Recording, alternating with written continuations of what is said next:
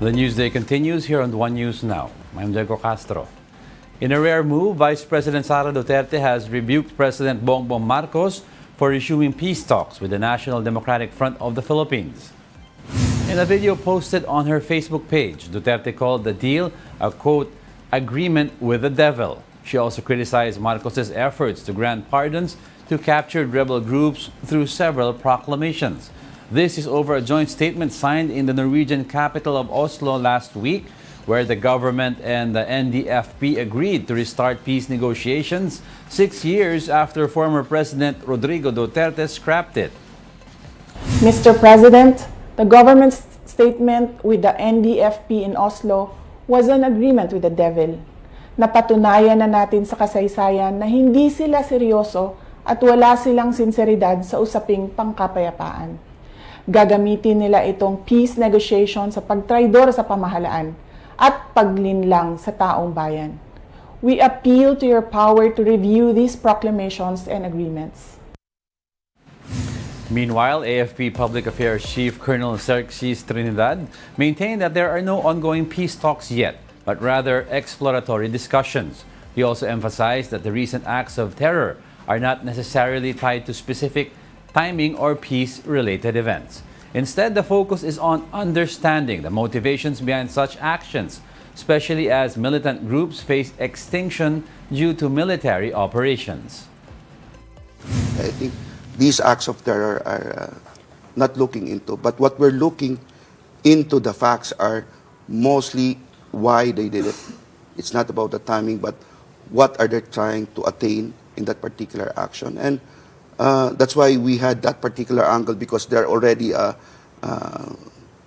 a point of extinction, since we have neutralized most of their members, particularly the Abu Sayyaf. Still on the Vice President, the Supreme Court has asked her to respond to the petition challenging the constitutionality of her 125 million peso confidential fund request last year. In a notice dated November 14 and released by the court on Monday, Duterte, along with Executive Secretary Lucas Bersamin and Budget Secretary Amena Pangandaman, were compelled to comment within 10 days from notice. This was the case filed on November 7 by a group of petitioners led by former COMELEC Chair Christian Monsod, asking the High Court to declare the transfer of 125 million pesos to the OVP in 2022 as unconstitutional. They also want the justices to order the Vice President to return the money to the Treasury Department. Once the comments are submitted, the petitioners have 5 days to reply. So far, it's only been Pangandaman who has issued a statement on the matter. Through her agency, the DBM said Pangandaman had, quote, taken cognizance of the matter and that they are working closely with the Office of the Solicitor General. Now on to Sara's father. Former President Duterte was a no-show on the first day of preliminary investigation into his alleged grave threats against ACT Teachers Party List Representative Franz Castro. Two lawyers, though, arrived at the Quezon City Hall Court of Justice, saying that the former president simply did not receive the subpoena. They did not face the media for interview.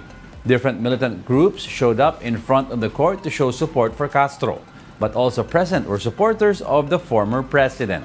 Castro was dismayed over Duterte's absence, noting that she was ready to come face-to-face with the former president. As a respondent, dapat hinaharap niya yung kaso niya. Sinasabi nila, ina-allege nila, na wala pa daw natanggap si ex-President Duterte ng subpoena at saka yung aking complaint. So wala pa daw siya natanggap at ngayon tinanggap nung dalawang counsel. So ang ibig sabihin, mag-aantay na naman tayo. In line with that, Castro has filed a supplemental affidavit on another alleged threat made by Duterte on November 16 in the same TV program cited in the initial case. The court gave the former president 10 days to respond to Castro's new accusation. The preliminary investigation is set on December 15. We'll be back with more stories after the break. Keep it here on One News.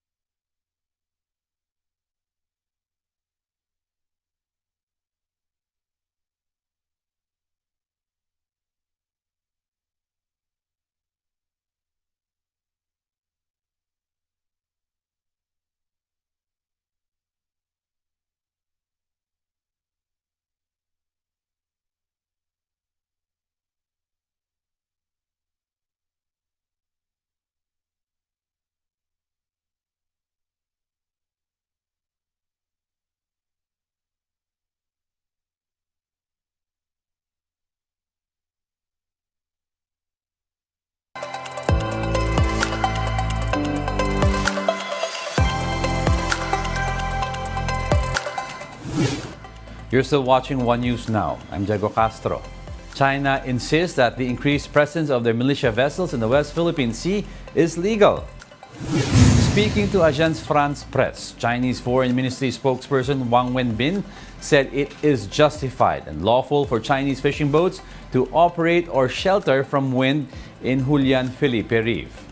Philippine officials have expressed alarm over this move, but Wang Bin believes that the Philippines is in no position to make such remarks, which he described as irresponsible. The Coast Guard says some 135 of them were spotted swarming the Julian Felipe or Whitsun Reef in the West Philippine Sea over the weekend. The National Security Council says these ships were unmanned and were just parked in the area, something that China is doing to send a message that the reef is their territory. But international law expert Gilbert Andres of Center Law told the big story that China has no right to park their vessels in the Julian Felipe Reef. To counter such moves, Andres recommends President Marcos to file a proclamation enumerating the Philippines' maritime entitlement in the West Philippine Sea, based on the 2016 arbitral award. No, because in fact, the implication that it's an EEZ is that the state has exclusive sovereign rights to exploit its living and non-living resources.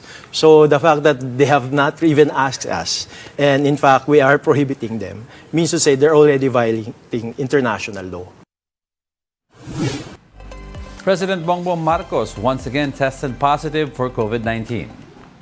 The Presidential Communications Office says Marcos remains fit to carry out his duties and will continue his scheduled meetings via teleconference. Marcos also encourages the public to take precautions this holiday season by voluntarily wearing masks and getting vaccinated. Marcos first tested positive for COVID-19 in March 2020 and again in July 2022. Meanwhile, Pasig City Mayor Vico Sotto also announces that he tested positive for the virus. Sotto posted a photo of his antigen result and apologized for his scheduled tasks that would be affected. Sotto says that he would either postpone his meetings or attend via Zoom. Let's now take a quick look at other stories we're watching. Following the bombing in Mindanao State University, police officers and soldiers now swarm the school after they recovered a bag where the explosive device was suspected to have been stored. Students of MSU, meanwhile, rushed home after their final exams were suspended following the incident. The university administration has also prohibited any kind of rally or solidarity walk inside the campus. Oil prices are seeing mixed movements today. Prices of gasoline and kerosene are up by 30 centavos and 20 centavos per liter respectively, while diesel products are cheaper by 30 centavos per liter. The Supreme Court will release today the results and list of successful examinees of the 2023 bar examinations. Simultaneous with the release of the results, the list of new lawyers will be displayed on LED walls at the courtyard of the SC Main building in Manila for viewing from 12 noon to 6 p.m. And those are the top stories of the hour. Join us again at 11:15 a.m. as we continue to monitor the day's biggest stories. I'm Diego Castro. We are One News, all sides, all the time.